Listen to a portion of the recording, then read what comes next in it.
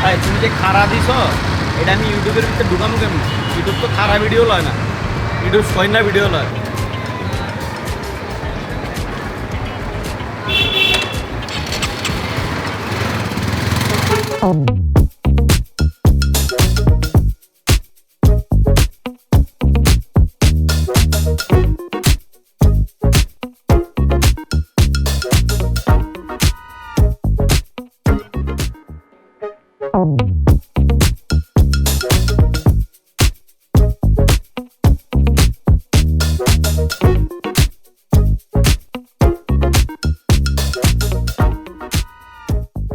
যাই হোক, আসছি আমরা বিকেলবেলা ঘোরার জন্য। ঘুরতে ঘুরতে চলে আসছি আসাম বস্তি। আসাম বস্তির এখন ব্রাজিল যে ব্রিজ খুব পপুলার, আর্জেন্টিনার ব্রিজ এখান থেকে দেখা যাইতেছে। নো, আচ্ছা ইয়েস ব্রাজিল হলে নো কি হবে? নো আর্জেন্টিনা, মাইরি দিব বলাবেন জায়গা। আমরা এখানে ঘুরতেছি, অলরেডি পরন্ত বিকেল, সূর্য আমাদের কাছ থেকে বিদায় নিছে। আর এখান থেকে আমরা যাবো একটু চা খাওয়ার জন্য, যেহেতু আমাদের লাঞ্চেই লেট হয়েছে। তারপরও যতটুকু পারি এনজয় করব, যেহেতু এখন বৃষ্টি আর পুরোপুরি কানায় কানায় ভর্তি। এই যে ব্রিজের আশেপাশের অংশে আমাদের পানি ছাড়া কিছু দেখতে পারতেছি না, তো এইটা একটু উপভোগ করার জন্য আমরা রাঙামাটি আসছি। আর আমাদের কপালটা খারাপ যে আসলে প্রপার টাইমিং কোনোভাবেই করতে পারতেছি না গত কয়েকটা দিন, তাই না বাবার ভাই? ইয়েস। কী মনে হইতেছে ভাই, আমাদের টাইমিং দেখে যে কোনো মানুষ আমাদের চাকরিতে নিবে? অফকোর্স নেবে, উই আর হ্যান্ডসাম ব্রো। ভাই আচ্ছা ঠিক আছে, একটু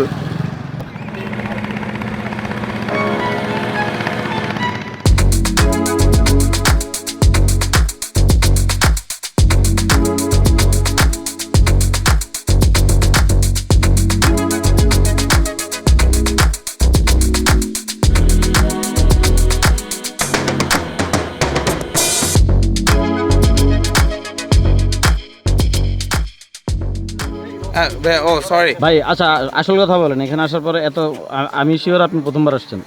এক্স্যাক্টলি, আমি প্রথমবার আসছি। কিরকম আপনার এক্সপিরিয়েন্স কি ভাই? মানে এক্সপেরিয়েন্সটা খুবই ভালো ভাই, মানে রাস্তাটা অসাধারণ। রাস্তা অসাধারণ, মানে নতুন কাজ করা হয়েছে মানে রাস্তায়। মন চাচ্ছিল ফুট রেস্ট, মনে করেন মার্কিউস যতটুকু না ঘষে আমি তার থেকে বেশি ঘষি। আমার পা ঘষায় কিন্তু আসলে এটাই যে মার্কিউসের মতো একটা বাইক হইলে আমি ফুট রেস্ট পুরোটা খাইয়ে ফেলাইতাম আজকে।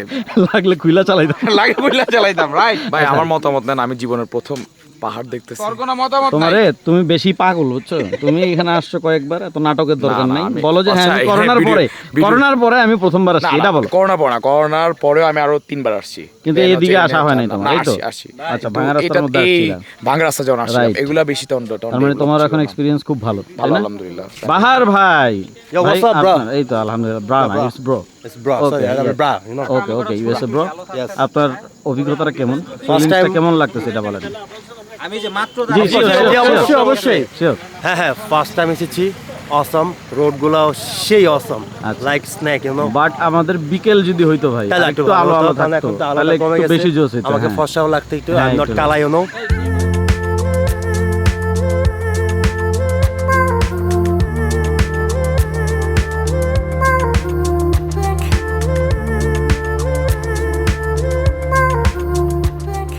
তো আমরা আমি প্রায় গত 2 থেকে 3 বছর পর আসাম বস্তির এই রাস্তাটায় আসছি।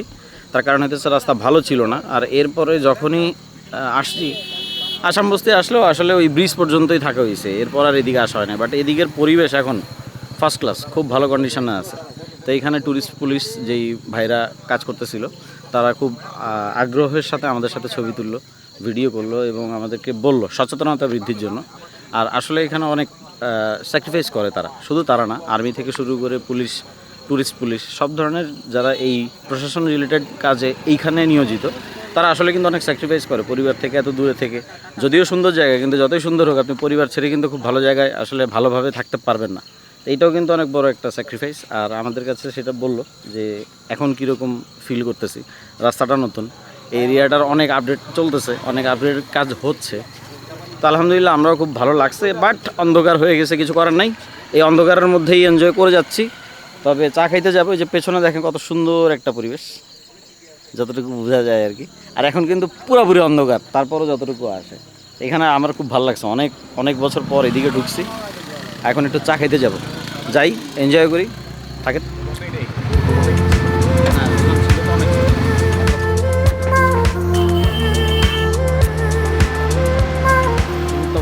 বলতেছিলা এই যে এই দোকানটার বিষয়ে, হ্যাঁ তুমি বলো, ওই কথাটা আমি শুনতে চাই, দোকানটার ইতিহাসটা। দোকানটার ইতিহাস ছিল ভাই, এখন অনেক চমলক দোকান হয়েছে, খুব সুন্দর, চমলক, খুব আধুনিকতার ছোঁয়া এটার সাথে আছে। না এটার মানে কি, আমি তোমাকে স্ট্রেট ফরওয়ার্ড যদি বলি, সেটা হচ্ছে আধুনিকতার ছোঁয়া সব জায়গাতেই আছে, আর এখানে নিশ্চয়ই ট্যুরিস্ট অনেক বেশি বাড়ছে, অনেক বেশি, এক্স্যাক্ট। নাইলে উনি ইনভেস্ট করে এত খুপরি একটা ঘর সেইখান থেকে এই পর্যন্ত আসা। তবে হ্যাঁ, ওনাদের চা অনেক ভালো, এই ব্যাপারে কোনো সন্দেহ নাই, তাই না? এটা নিশ্চিত ওনাদের চাটা একটু ডিফারেন্ট। আশিক, আমার তো প্রথমবার, তাই না? আরো ডিফারেন্ট। আমার প্রথমবার। কিন্তু এমনি কীরকম লোকেশনটা? আসছি, খুবই ভালো লাগতেছে, বাট আগে যে কবে আসছি আসলে ভাবা যায় না যে এতটা এতটা চেঞ্জ হঠাৎ করে আসবে, চেঞ্জ, পুরোটা রোড একসাথে বন্ধ চেঞ্জ, ছিল। রোডের আসলে কন্ডিশনের উপর অনেক কিছু ডিপেন্ড করে। তো যাই হোক, এই দোকানটার কথাই বলতেছিলাম, এই দোকানটা একদম খুপরি একটা ঘরের মতো ছিল, আর এদিকে মাটি একদম উঁচা ডিবির মতো ছিল আর কি, কাজ চলতেছিল এদিকে। আমি 2019-এর কথা বলতেছি, 2019 সর্বোচ্চ হয়তো 20 হবে। এখন সেই দোকান আস্তে আস্তে দেখেন একদম লাইটিং বিভারের মতো হয়ে গেছে, অনেক বড় হয়ে গেছে। এটাই ডেভেলপমেন্ট, উন্নয়নের ছোঁয়া সব জায়গাতেই আছে। আর এই হচ্ছে ঠিক অপোজিটে সুন্দর বসার জায়গা।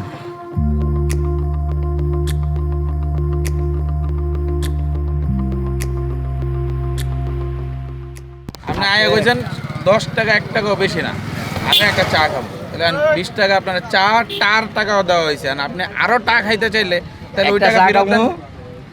10 টাকা লুডুস কামু, পান তো খাইতে পারতেছি না, পান করতে কামু।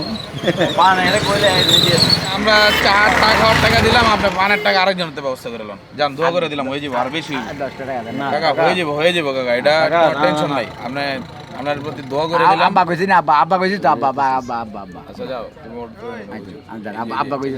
আরে এটা মোবাইল কাকা, এই যে বসে আছে, ওই যে বিডিএস স্কোয়াড আইতেছে, পরে কিন্তু কাকা দৌড়ানি দিব।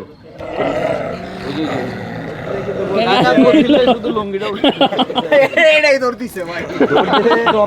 দৌড় দিলে লুঙ্গি উঠে দিয়ে এই যে মামার কাকা না, এখানে এই জায়গা না, এই যে ভিতর দিয়া গলির মতো করে ঘোরাঘুরি শেষ করে সন্ধ্যার পর যখন রুমে আসছি, সবাই এনার্জি ফল করছে।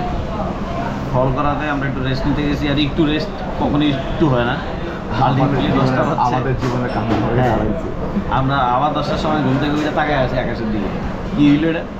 আচ্ছা যাই হোক, এখন আসছি একটু টুকটাক হালকা পাতলা কিছু খাওয়ার জন্য, কিন্তু হালকা পাতলা বলতে কোনো আওয়াজ নাই, এখানে সব ভারী জিনিস, এতই ভারী আমরা নিতে পারতেছি না। এখন 2 জন মোটামুটি একটু ওজন বাড়াইতেছে, আমরা 3 জন বেকার মতো বসে আছি। এদের খাওয়া শেষ হলে আমাদের পেট ঠান্ডা করার জন্য একটু ঘুরে টুরে দেখবো। না যাইতেছি না, আমরা পার্টি করতে যাইতেছি, পার্টি।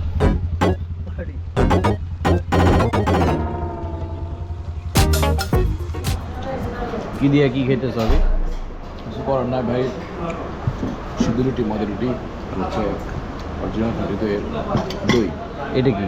এটা ফিরনি, ফিরনি খাবো, এটা অনেক দেখে মজার। ভালো লাগতেছে। এটা অনেক মজার। বাহার ভাই কি খাবেন? আমি তো খেয়ে আসছি অলরেডি, তো এখন একটা দধি নিয়েছি, দধি খাবো। আমার খাবার আসছে, দধিটা মজা। ভাত যদিও বেশি। সৌরভ ভাই কি নেবেন? আমি চা আসবো। দেখ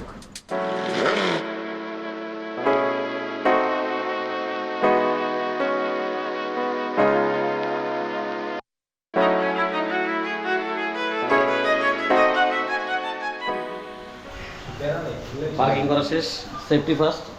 এখন রুমে যাব, এরপরে সোজা একটা কি হবে, ঘুম হবে, চরম মাত্রা একটা ঘুম হবে। দেখা হইতেছে আগামীকাল সকালে, টাটা। সো গুড মর্নিং, কিন্তু গুড মর্নিং না, অলরেডি গুড আফটারনুন হয়ে গেছে বলা যায়, 1:30টার মতো বাজে। আমরা সকালবেলা লেট করে উঠছি অনেক, আর যে পরিমাণ রোদ উঠছে বাইরে, এই রোদের জন্য কোথাও একটা মুভ করার ইচ্ছা নাই। বেশ ভালো রোদ, আর এদিকের গরমটা অসহনীয় মাত্রায়। যাই হোক, রাতে ঘুম ভালো হয়েছে, আর তেমন কিছু করা হয় নাই, শুধু মাঝখানে বের হয়েছিলাম ঘন্টাখানেক আগে, সেটাও বলা যায় যে লাঞ্চ টাইমের মধ্যে, যার কারণে ব্রেকফাস্ট করা হয় নাই, একসাথে আমরা লাঞ্চ করছি। মর্নিং টাইম তো আর নাই, তো ভাবলাম একবার লাঞ্চই করে নিই, তারপর একটু চাটা খেয়ে একটু ফ্রেশ হয়ে এখন বের হচ্ছি।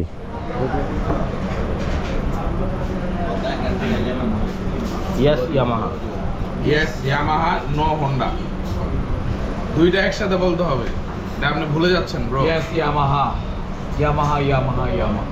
যদিও আমি এর মধ্যে ব্যাগ ট্যাগ সব কিছু বাইরে ফেলছি, সব রেডি বলা যায়। এখন একটু বাইকটা বের করি। ঠিক আছে ভাইয়া, থ্যাংক ইউ সো মাচ, ভালো থাকেন। ইনশাল্লাহ আবার ঘুরতে ঘুরতে দেখা হয়ে যাবে ভাইয়া। জি, দোয়া রাখেন। আসসালামু আলাইকুম। জি জি ইনশাল্লাহ ইনশাল্লাহ। তো ফি আমানিল্লাহ, বের হই ভাই, চলেন। বিসমিল্লাহির রহমানির রহিম। তো আমরা বের হইতেছি, আমরা আজকে ঢাকার উদ্দেশ্যে রওনা দিব। যদিও আমাদের তেমন কোনো সমস্যা নাই, আমরা চাইতেছিলাম আজকের মধ্যে এই ট্যুরটা শেষ করতে, খুব বেশি টানবো না। তবে যেহেতু রাঙামাটিতে খুব বেশি সময় আমরা দিই নাই, আমরা আজকে যাইতে যাইতে 2-3টা জিনিস এক্সপ্লোর করতে চাইতেছি। সেটা হচ্ছে প্রথমে ঝুলন্ত যেই ব্রিজ সেখানে, তারপর একটু পলয়েলে ঢু মারবো, তারপর ঢাকার উদ্দেশ্যে ব্যাক করব। তো বের হয়ে গেছি সবাই আল্লাহর নাম নিয়ে। এখন একটু সাবধানে সব কিছু শেষ করে বাসায় ফেরাটাই হচ্ছে মুখ্য উদ্দেশ্য। দেখা যাক কী হয়। ফি আমানিল্লাহ।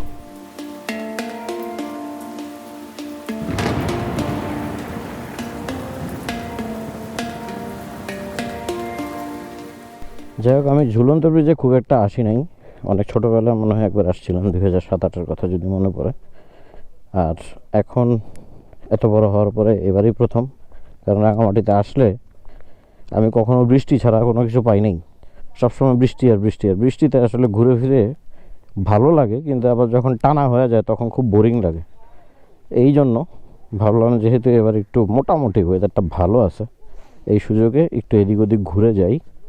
আর চলে আসছি রাঙামাটির সেই ঝুলন্ত ব্রিজে।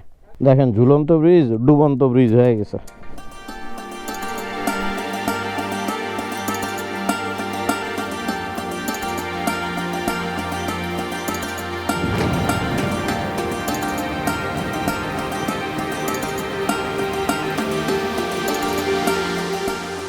সর্বনাশ, কানায় কানায় পানি।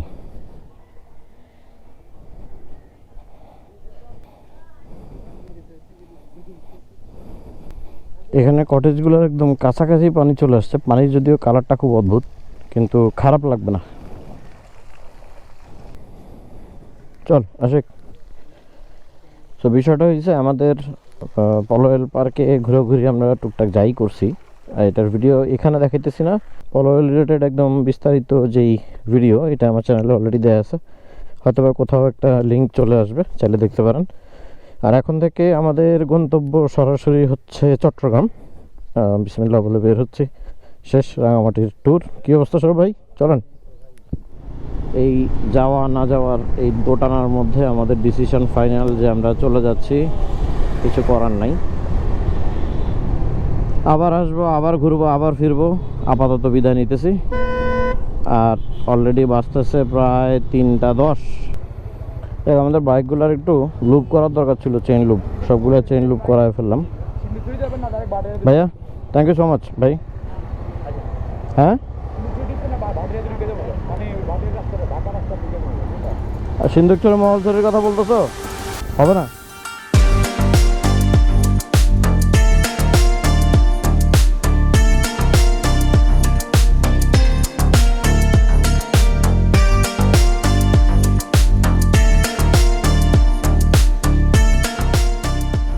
সামনে কত সুন্দর জায়গা না?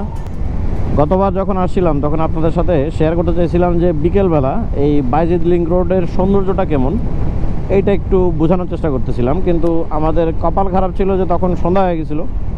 এখন লাকিলি আমরা একদম খুব সুন্দর একটা ওয়েদারে, এই যে দেখেন, একটু পরে কিছু দেখবেন না, দেখেন না, কিন্তু আমরা চোখে দেখি। যাই হোক, খুব ভালো একটা ওয়েদারে, খুব ভালো একটা সময় এখানে এন্ট্রি দিছি, সুন্দর লাগতেছে। আর কিছুক্ষণ আগে বেশ লম্বা একটা জ্যাম ঢেলে আসছি, কিন্তু এখন একটু মনে সান্ত্বনা পাইছি অলরেডি। এই যে পাহাড় কেটে রাস্তা বানানোর সৌন্দর্য, এইটা যদি বুঝাইতে চাই, কোনোভাবে বুঝাইতে পারবো না, এটা অসাধারণ। আর যদি কোনো কারণে এই চট্টগ্রামের আশেপাশে কাপ্তাই রাঙামাটিতে আসা হয়, এই রোডটায় ঢুকলে একটা অন্যরকম ফিল পাওয়া যায়, মনে হয় দেশেই আছে কিন্তু বিদেশের একটা ভাইব কাজ করে। খুব সুন্দর, মাথা নষ্ট লাদাখ লাদাখ ভাব, সস্তা লাদাখ টাইপ। সুন্দর ওয়েদার, সুন্দর লোকেশন, সুন্দর কিছু মানুষের সাথে এই রাইডটা কমপ্লিট করার খুব আগ্রহ। Let's go.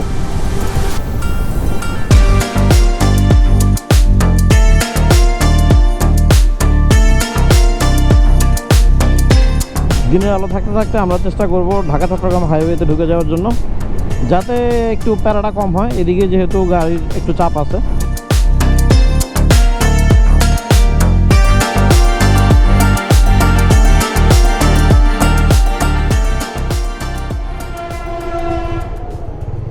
বেশ অনেকক্ষণ হয়েছে আমরা বাইজিদ রিং রোড থেকে সরাসরি চলে আসছি ঢাকা চট্টগ্রাম হাইওয়েতে। আর ঢাকা আমাদের কাছ থেকে 220 কিলোমিটার দূরত্বে। এখানের ফুয়েল লাগতো, আমাদের ফুয়েল লোড করলাম। এত সুন্দর একটা পাম্প, আমার কাছে মনে হচ্ছিল একদম ইন্টারন্যাশনাল লেভেলের একটা ফুয়েল পাম্প, ভালো লাগলো।